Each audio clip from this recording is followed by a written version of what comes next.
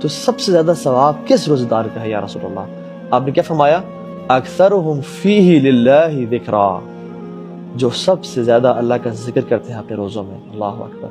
میں اور آپ دیکھیں کہ ہم روزے تو رکھتے ہیں مگر اللہ کا ذکر کتنی دفعہ کر رہے ہیں؟ اور یہ جنرل رول ہے، جو بھی عبادات، جس عبادت میں اللہ کا ذکر زیادہ ہو اس کا اجر بھی زیادہ ہوگا۔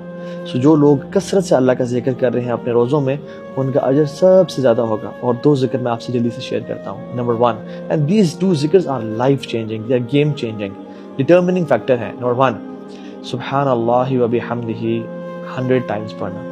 رسول اللہ صلی اللہ علیہ وسلم نے فرمایا کہ جو شخص سبحان اللہ و بحمدہ 100 ٹائمز پڑھتا ہے دن میں، اس کا ثواب قیامت کے دن سب سے زیادہ ہوگا، یعنی اس کی کنڈیشن قیامت کے دن سب سے بہتر ہوگی، ایکسیپٹ اس بندے کے جو ان سے بھی 100 ٹائمز سے بھی زیادہ پڑھ لے سبحان اللہ و بحمدہ۔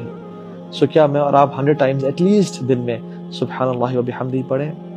دس person will be in the best state on the day of judgment. اور دوسرا ذکر، لا الہ الا اللہ وحدہ لا شریک لہ لہ الملک ولہ الحمد وہو علی کل شیء قدیر۔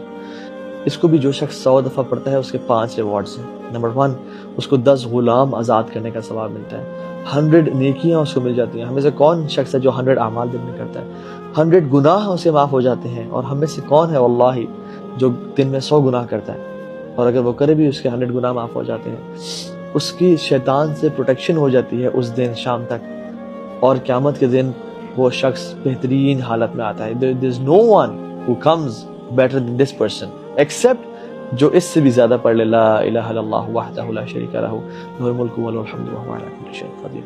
So make sure you do ذکر of Allah سبحانہ وتعالی during your fast۔ تسبیح کاؤنٹر لے لیں یا اپنے ہاتھوں پہ جیسے بھی کوئی ٹائم سیٹ کر لیں۔